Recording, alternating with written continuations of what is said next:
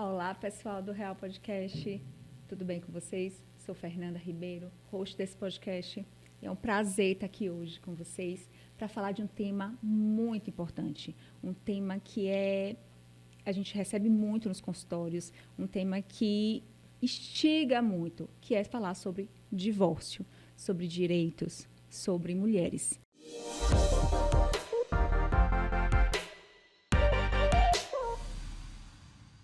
E para essa conversa maravilhosa, eu convido hoje Monique Caroline, que está aqui, que é advogada. Monique, por favor, se apresente.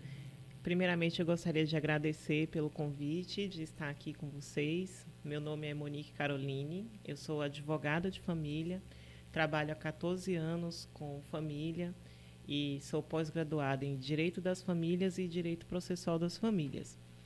E é um prazer, né, poder falar sobre o que a gente trabalha todos os dias, sobre essa vivência, a prática do direito de família. E um tema tão instigante, né? A gente posta quando fala alguma coisa sobre separação, como isso repercute, né? E no momento em que o número de divórcios vem crescendo cada vez mais, o número de casamentos também cresce, né? Mas o número de divórcio, ele aumentou muito, né? A partir de 2022, ele vem aumentando muito. Então, como é que é isso no consultório ou no escritório, Monique? Como é que você recebe isso? Nós tivemos um boom que a gente chama de quantidade de divórcios na pandemia, que foi aquele momento que as pessoas tiveram que conviver de forma fechada ali naquele ambiente familiar. Então, o aumento de divórcios nesse período, ele teve um boom. Uhum. E, de forma gradativa, durante esse período todo, foi aumentando. A gente tem vários fatores para a questão do aumento dos divórcios. E uma delas, que eu considero a maior, é a questão financeira. São a ausência de ajustes financeiros. Você falando isso, a separação, o segundo maior número de separação, né? A segunda maior causa de separação é o dinheiro, é a finança. Sim, a gente percebe isso no escritório. Então, eu considero assim, o que traz, o que leva muito ao divórcio é a falta de planejamento familiar. Então, é muito comum, as pessoas se conhecem, vamos morar juntos. E ali começa o quê? Morou junto, com ânimo de constituir família, a união estável, que ela tem o mesmo poder do casamento. Então, Sim. é importante a gente falar isso para as pessoas saberem que quem vive em união estável, com o ânimo, com a vontade de constituir família, tem direitos e deveres que precisam, né? Que a gente precisa falar isso para as pessoas. Então, a falta de planejamento familiar, a falta de organização, a falta de informação leva ao divórcio. Porque quando você começa a viver juntos, você precisa ter alguns ajustes, algumas combinações que, quando iniciam aquele relacionamento, começa a não dá certo, né? E aí a gente percebe que as mulheres acabam indo para um polo mais fragilizado, né, nessas relações. O homem ainda assume um papel muito na sociedade, né? Ainda aquele papel de provedor.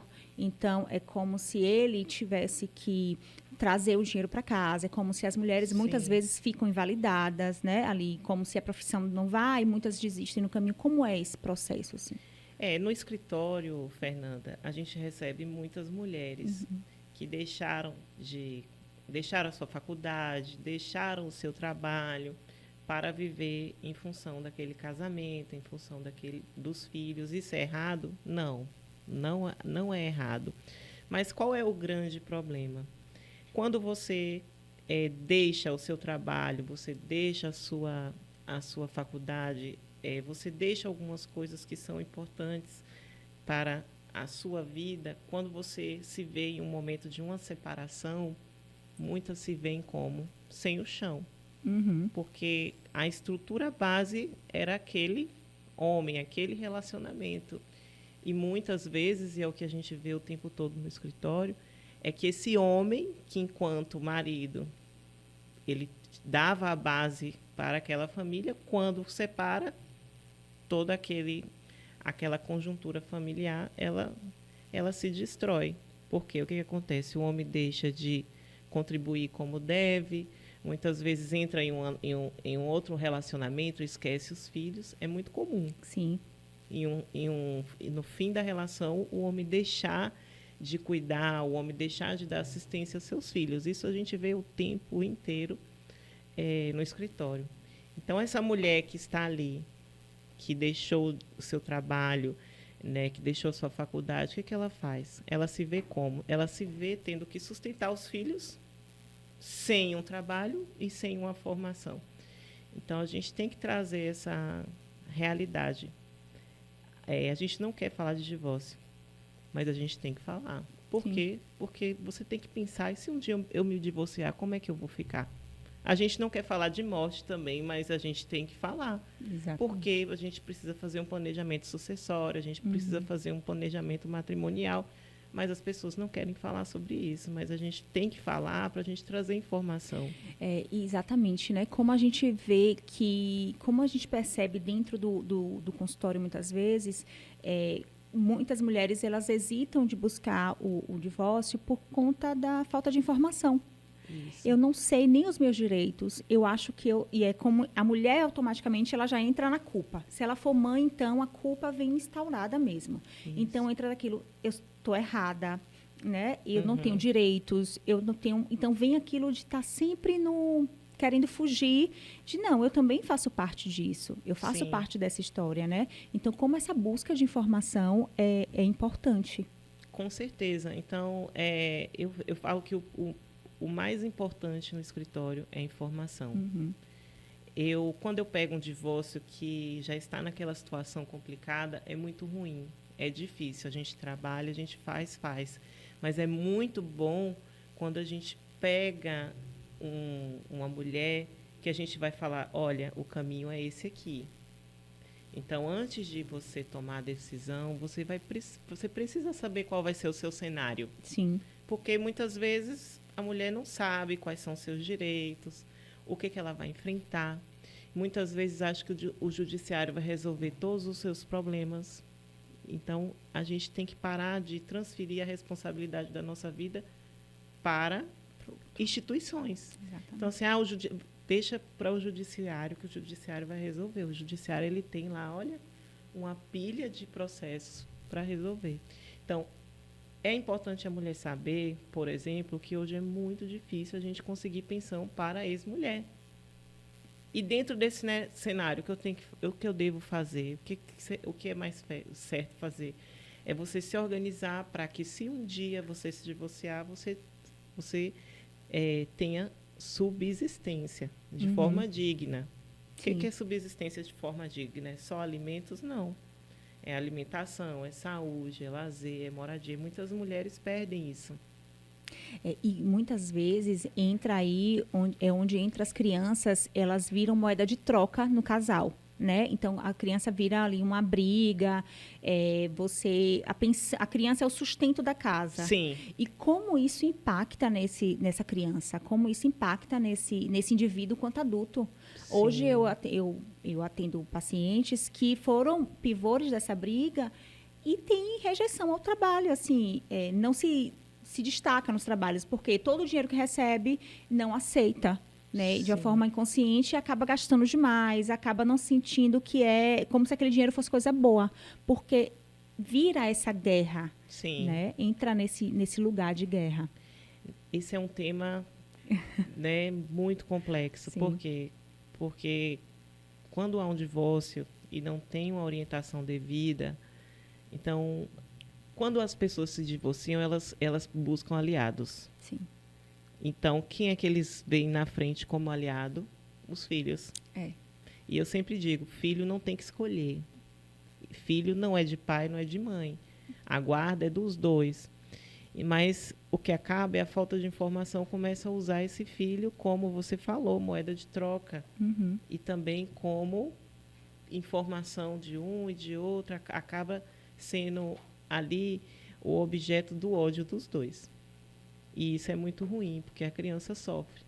Quando a gente vê feridas, olha, sua mãe te bateu, machucou ali, você vê. Mas a ferida psicológica, que eu considero trágica, porque para você reverter é muito ruim, você, como você mesma disse, traz consequências para o trabalho, para a vida pessoal, para muitas coisas. Para você reverter isso é ruim. Só que as pessoas, às vezes, o homem e a mulher, ou então, né, outro tipo de relacionamento, porque hoje a gente não fala de família, mulher e homem, a gente fala das famílias, a gente tem que pensar nessas novas configurações. A gente tem que pensar que a gente tem que proteger as crianças. Sim. Mas no ódio eles esquecem isso, né? Você falou uma coisa muito importante, uma frase muito, muito forte, que é objeto de ódio. Né? E aí é onde entra, acho que a psicologia junto com o direito, né? Que eu acho que você trabalha muito isso. Sim. Você traz, a gente tem muitas trocas importantes, que é como é preciso olhar para esse emocional dessa mulher, dessa Sim. família, para poder mediar ali muitas vezes, para poder refazer essa mulher, para poder trazer essa mulher para que ela possa assumir o papel de mãe e não só dessa briga, desse filho não aliviar para esse filho, para ele não ser esse objeto, Sim. né? E essa mulher assumir o seu papel, empoderar ela novamente. Esse termo empoderar está usando, às vezes é usado de forma, mas é isso mesmo, é trazer para ela o direito dela, é trazer para ela a vida dela, porque Sim. muitas vezes elas saem tão feridas, né? E às vezes de relacionamentos abusivos, às vezes de relacionamento de longo tempo, elas saem tão feridas e tão sem norte, né, da vida, que elas precisam se reconstruir, se Sim. reconectar, trazer para elas para o verdadeiro ali, verdadeira essência, né? Esse é um trabalho que eu acho que a gente faz muito interessante, muito junto, né? Essa questão da psicologia com o direito aí. Olha, eu vou te dar um exemplo do que eu vejo de mulheres que sofrem muito com o divórcio. Teve uma vez que eu atendi no escritório uma enfermeira e logo depois eu atendi uma médica. Por que eu vou falar isso? Porque não é questão de classe social, nem questão financeira. É você tomar posse da sua vida. Exatamente. Essa enfermeira, ela trabalhava, ela cuidava do filho. O pouco que ela ganhava, ela conseguia comprar ali um terreninho, alguma coisa. Ela tinha a organização da sua vida. Ela de algum modo, ela tinha um relacionamento, mas ela não esqueceu de si, das suas coisas, da autonomia.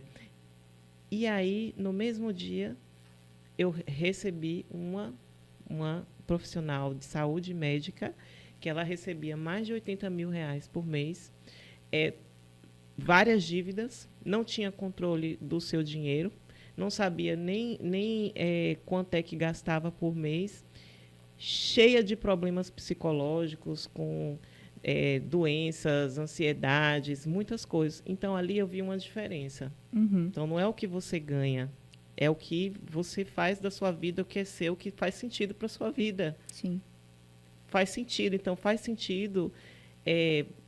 Eu acho que tem que se perguntar, faz sentido eu estar nesse ambiente familiar sendo anulada, não tendo o real valor devido?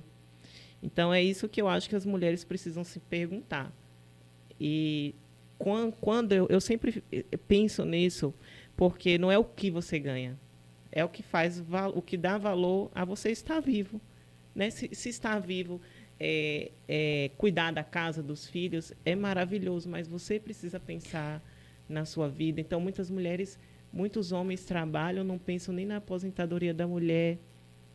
Então, assim, são coisas que a gente precisa alertar as mulheres, né? Porque acontece, o divórcio acontece o tempo inteiro. Tem uma frase que uma professora diz que a gente lida com dinheiro, a gente lida com dinheiro como a gente lida com a nossa vida. Então, não tem uma coisa separado. É como se eu não tomo nem posse do que eu ganho, do que eu produzo, eu não sei a minha potência, então eu às vezes atribuo isso para o meu marido. Sim. E aí eu acabo não tomando parte da vida, que é justamente isso que você está trazendo, né? Antigamente, a gente tinha aquela coisa, né? Minha avó sempre dizia que você precisa suportar as coisas. Você precisa suportar tudo, você precisa engolir, para poder um relacionamento dar certo. Hoje em dia não tem mais isso. Hoje em dia as mulheres estão tendo voz, mas eu ainda sinto que muitas vezes ainda não é fácil. Sim, né? Ter o domínio da própria vida, enquanto mulher. sim. E são várias questões. Então, eu acho que a gente precisa alertar. Sim. Alertar para coisas, para crenças que não existem. Uhum.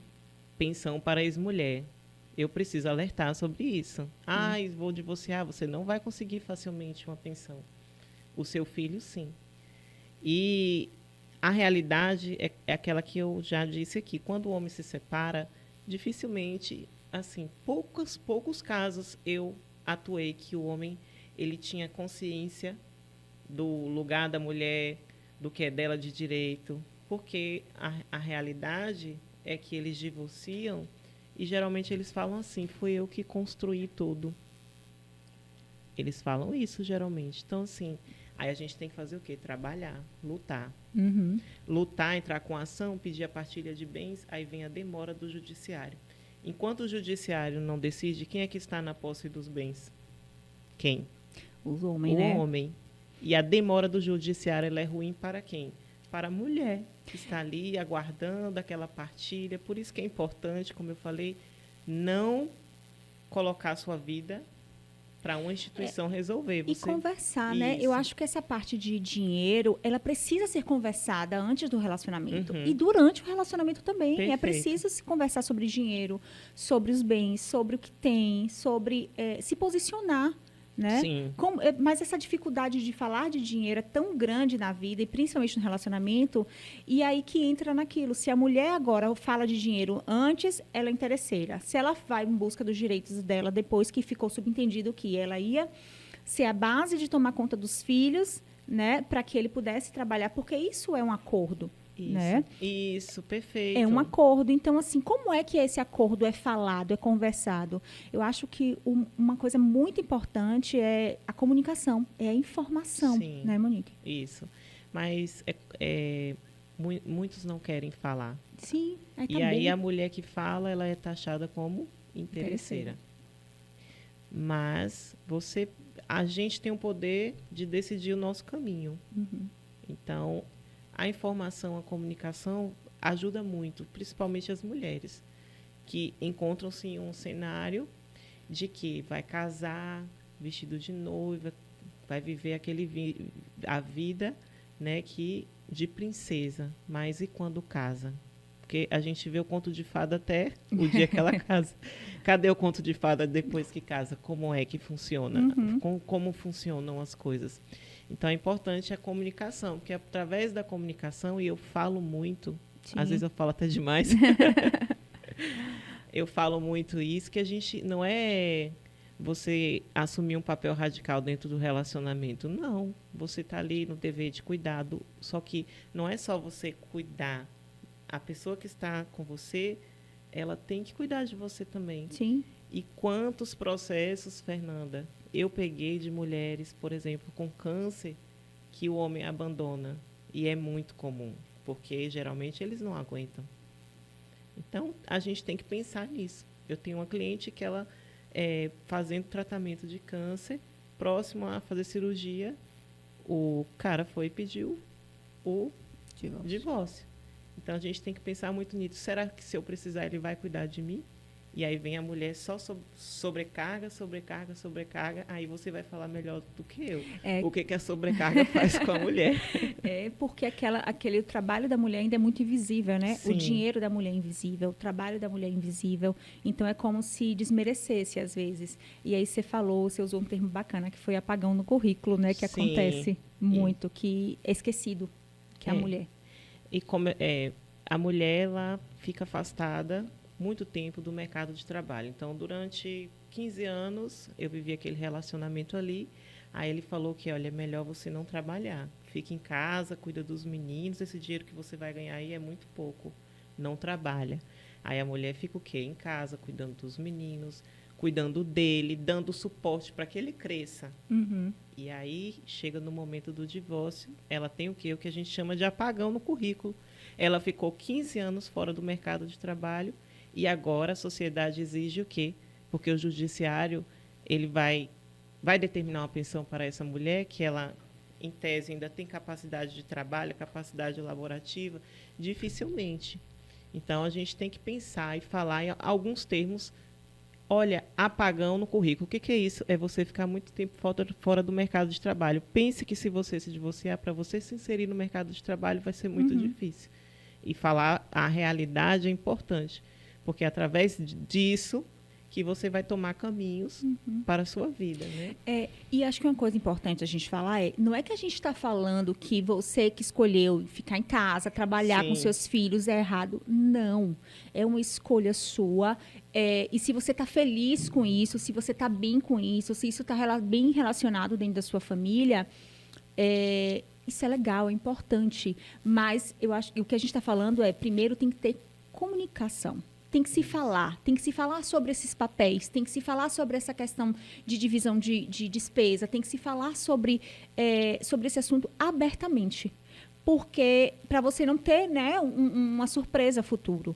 Então, muitas vezes, algumas mulheres elas não querem estar nesse lugar, mas elas se propõem a estar porque para satisfazer o marido, ou fica com vergonha de falar, até de chamar e conversar o parceiro, né? Isso. Então, como é importante comunicar. Gente, é importante sentar e conversar sobre dinheiro, sobre despesa. É importante. Dinheiro não é só despesa, né? Mas é importante conversar sobre dinheiro, sobre futuro, sobre projetos, né? Sobre poupança, sobre aposentadoria.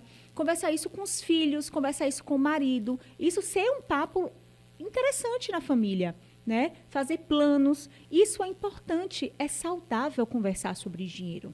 Já que a gente trouxe no começo, dinheiro é a segunda maior causa de separação. É muito difícil a gente falar. Então, comunica. Acho que o segredo é comunicar. Perfeito isso. E eu tenho uma psicanalista francesa, que o nome dela é Douto. E ela fala assim, tudo é linguagem. E então, assim, eu levo isso até para meus filhos. Porque às vezes a criança pergunta assim, e isso? Isso não é assunto para criança. Eu falo. Exatamente, você pode falar tudo de acordo com... E aí, às vezes, a gente vai falar coisas que vai desagradar até o próprio marido.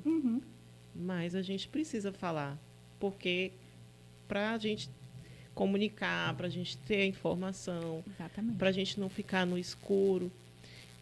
Tem mulheres que eu atendo, 20 anos de relacionamento, eu falo, o que vocês construíram juntos?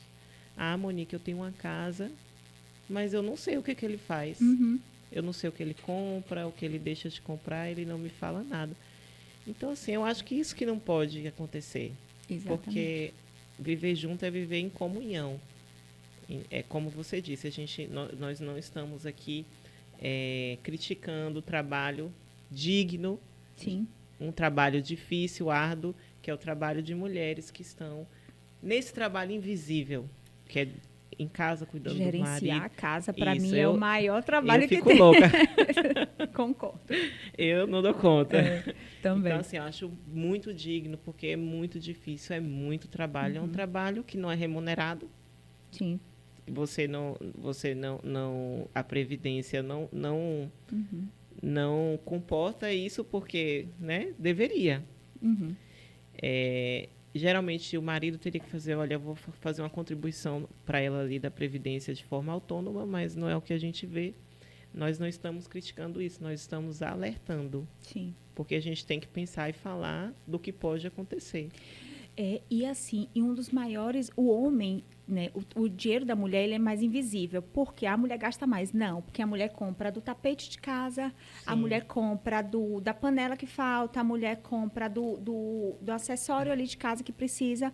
O homem, ele gasta mais com o quê? Ele gasta mais que ele compra casa, ele compra um carro, ele compra... O dinheiro do homem é como se fosse visto. E o da mulher é como se, né, fosse invisível. A mulher gasta com besteira. E não é besteira, são coisas que a casa precisa. E muitas vezes... Com os filhos, Com os filhos, exatamente. E quando a gente vai buscar lá a história da mulher com dinheiro, vem justamente disso. Um lado vem da prostituição, né? A primeira profissão da mulher foi a prostituição. E o outro vem dos roubos que a mulher fazia com o marido. Tipo, o dinheiro que sobrava da feira. Dizia uma... E a gente vê muito isso até hoje. A feira deu 600. Eu digo que deu 800. Eu gasto ali junto aqueles 200. As mulheres guardavam em potes de comida, de arroz, assim, para poder, porque era onde o marido não chegava. Então, mas esse dinheiro é para quê? Para voltar para os filhos. É para comprar essas coisas de casa. Então, historicamente, o homem se endivida mais do que a mulher. Porque o homem faz transações de maior risco, né, do que a mulher. Só que isso também, e ainda assim, o dinheiro do homem ainda ele é autorizado a gastar com isso. A mulher, se ela gasta com isso, ainda é julgada, né, pela sociedade. A sociedade ainda julga. Então, eu acho que essa história faz com que as mulheres fiquem cada vez mais não, as mulheres se retraiam, né? Acaba se demorando de se posicionar, ou então, quando se posiciona, é de uma forma mais agressiva também. Porque, assim, tem uma divisão muito injusta, que é, se o filho está doente na escola, quem tem que abdicar do trabalho para buscar? A mãe ou o pai? Normalmente a mãe. Isso.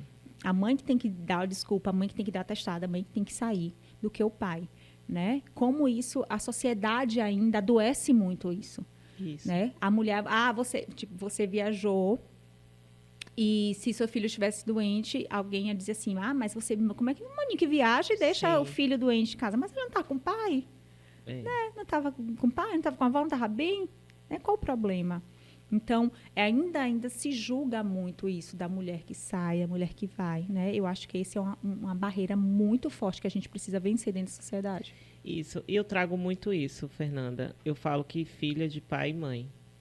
E, às vezes, a gente tem que incutir isso na cabeça da mulher. Sim. Porque nós fomos criadas a cuidar dos filhos. E você já ouviu falar assim, filha de mãe. Filho não é só de mãe. Então, o Código Civil, ele fala lá que o dever de cuidado é da mãe e do pai. Só que quando ocorre uma separação, e eu luto muito contra isso, a mãe vai ficar o filho vai ficar com a mãe, o pai vai visitar de 15 em 15. Então, a mãe fica com o dever de educar, de ensinar, de fazer aquela maquete, de fazer, ajudar nos estudos, e o pai faz o quê? Visita. Então, o pai vai levar numa praia, no McDonald's. Então, não é assim, não deve ser assim. Então, o filho, nos meus processos, eu trago isso, e a gente vem conseguindo fazer isso, é o quê? Guarda é compartilhada, é pai e mãe. Monique, mas eu não quero, mas você precisa trabalhar, estudar, se cuidar. Deixa a criança com o pai também, porque muitas não querem. E aí a gente traz guarda compartilhada e convivência, não é visita. Como eu falei, você visita uma pessoa doente. Filho, você convive. Exatamente. Certo? Então, vamos lá. Guarda compartilhada, o pai tem que ficar no mínimo 2 vezes na semana. Levar e buscar, porque dá trabalho. Levar e buscar na escola, fazer dever, cuidar. No mínimo. Mas ele trabalha, mas você também tem suas coisas. Exatamente. Então, a gente também tem que aprender a não ficar assumindo muitas responsabilidades. Eu faço isso nos meus processos, graças a Deus, vamos dizer assim, de 10, 9 a gente consegue fazer isso. Porque a gente chega lá na audiência e fala, olha, você também tem que cuidar, e é assim, e dá certo, tem dado certo. Educar essa mulher novamente, isso, né? Psicoeducar. Tem dado certo. Por quê? Porque é uma nova perspectiva, uma visão nova que a gente tem que trazer. Por quê? Porque essa sobrecarga da mulher, ela vem também de tudo que a gente acha que a gente tem que suportar. Então, o pai tem que contribuir de forma, para mim, igualitária. É meio radical, mas é o meu pensamento. E é como eu te falei, eu trabalho também, tenho minhas obrigações. Olha, se eu vou levar para a escola, você busca. Você vai buscar hoje, então você leva. Então, a gente tem que ter esse parâmetro para a gente ter tempo para a gente trabalhar, para a gente estudar, para a gente se cuidar. Então, eu penso dessa forma, eu trago isso para os meus processos. Não uso o termo visita, é convivência. Por quê? Porque não existe pai visitar filho. O pai tem que cuidar, educar e guardar, o dever de cuidado, estar ali presente, né? Para ajudar na formação daquele ser. E qual o maior desafio, né, que você percebe hoje nesse ramo, nesse trabalho? Fernanda, o que é mais difícil para a gente hoje é lidar com a realidade da mulher no âmbito da sociedade e até do judiciário. Porque quando a gente entra com processo e a gente pensa, né? A gente tem que resguardar os menos favorecidos, que no divórcio são as mulheres e as crianças. Então, a gente tem uma dificuldade muito do judiciário. Então, o judiciário ele é um judiciário lento. Né? Então, a gente tem uma dificuldade com esse cliente, que é um cliente necessitado. Ele precisa de dinheiro, ele precisa de apoio, ele precisa de resguardo. Então, quando uma mulher, por exemplo, se vê na condição de não estar mais casada, de não ter aquele suporte do homem, muitas delas desenvolvem ansiedade, porque tem escola para pagar, eu vou pagar como? Eu tenho que comprar comida para os meus filhos. Então, durante um período do processo, é muito difícil, porque a gente tem que lidar com o emocional também, com essa ansiedade, e aí acaba que é muito difícil, mas a gente está aí lutando. Eu falo, é difícil, mas alguém tem que fazer. Pois é, e muitas vezes, dentro desse emocional, desse mediar, as mulheres, além de tudo, elas têm que diminuir o padrão de vida, né? Sim. Muitas diminuem o padrão de vida, então eu acho que isso também mobiliza muito. Porque você acaba que entra na culpa. Isso. Mas meu filho poderia estar melhor. Sim. Só que, assim, eu acho que ainda um lar com pais pode ser com padrão menor, mas você consegue produzir muito mais. Você consegue dar, né, uma qualidade muito melhor para esse filho, muitas vezes. Eu falo assim, divórcio, eu sempre falo, é uma coisa horrível. Primeira realidade, é muito difícil. Porque, às vezes, chega um cliente que, na nossa perspectiva, não é um motivo real para você, às vezes é uma coisa... Aí eu falo, você sabe o que você vai enfrentar? É isso mesmo que você quer?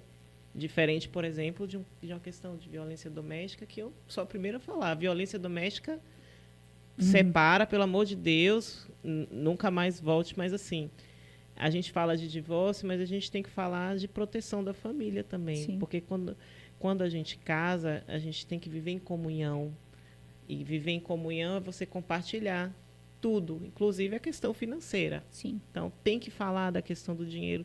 Então, a gente vem nessa... Por isso que, quando você procura um advogado de família, não é só para você fazer um divórcio, é para você ajustar coisas, para você se organizar. Então, a gente não faz só divórcio, a gente dá instrução, a gente orienta. E hoje, o que eu considero mais difícil é essa questão da falta de planejamento familiar. As pessoas, como eu falei, se juntam e vão fazendo as coisas sem pensar muito, sem conversar, sem se organizar. E o judiciário, que é um judiciário lento, as pessoas perguntam, vai demorar? Eu falo, vai demorar. Porque essa é a realidade. Sim. E por que está demorando? Porque demora.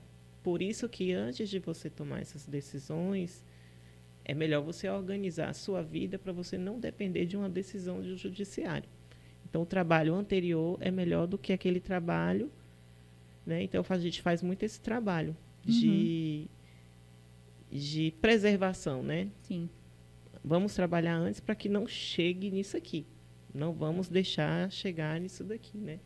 E aí a gente vai seguindo aí nessa linha. É interessante essa fala de não vamos deixar chegar nesse ponto, né? E a gente entra aí a comunicação. Eu percebo que muitas falhas, muitas coisas dentro do consultório, muitas dores poderiam ser evitadas se tivesse a comunicação, né? Se as pessoas pudessem conversar.